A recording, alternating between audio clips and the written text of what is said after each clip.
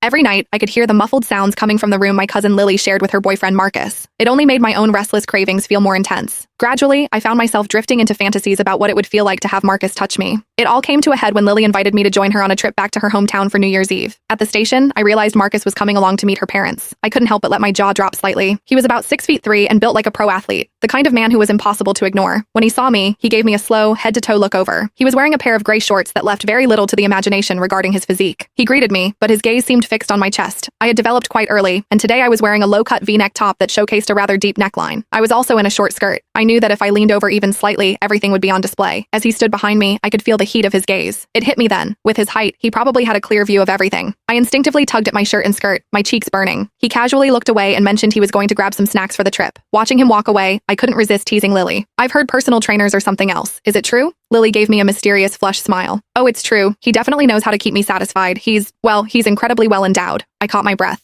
My God, that must feel incredible. I couldn't help but wonder what it would be like to experience that just once. I glanced back in his direction. As he walked, his physical presence was undeniable, shifting with every step. I'd heard rumors about how much a man like that could grow. I felt a sudden weakness in my legs just thinking about the logistics of it. Lily had told me before that he was high maintenance, needing attention several times a day. Every time I saw her, she had a certain radiant glow. It was clear she was being very well taken care of. As I was lost in thought, Lily leaned over and winked at me. "Want to give him a try?" My breathing hitched. I bit my lip, feeling a wave of guilty excitement. "Lily, stop teasing me!" I looked up and saw a flash of genuine interest in Marcus's eyes as he overheard our exchange. Finally, we boarded the train. Lily had booked a private sleeper cabin for us. It was just the three of us in the compartment, with a curtain drawn across the entrance for privacy. She and Marcus settled onto the bunk opposite mine. Lily leaned against him, scrolling through her phone, while his hands began to wander freely. Watching them, my face felt like it was on fire. I tried to focus on my own phone to hide the awkwardness, but my eyes kept drifting back. Lily was wearing a tight purple dress that hugged every curve perfectly. 10 minutes passed, and I noticed Marcus's hand slipping beneath the fabric several times. When his hand eventually emerged, it was glistening. Lily whispered shyly, "Wait, Claire is still right here." As night fell and the train grew quiet, the attendant dimmed the lights to their lowest setting. To my shock, Lily climbed onto Marcus's lap and they began to move in rhythm. I licked my lips, my mind racing with vivid images. Before I knew it, I drifted off to sleep. I don't know how long I was out, but Lily's voice eventually woke me. I opened my eyes to find the cabin lights back on. Lily gave me a playful wink. "Claire, are you hungry? Could you go to the dining car and grab 3 meals for us?" Looking at the obvious physical state Marcus was in, I knew exactly what she was asking for. "Sure," I replied quickly.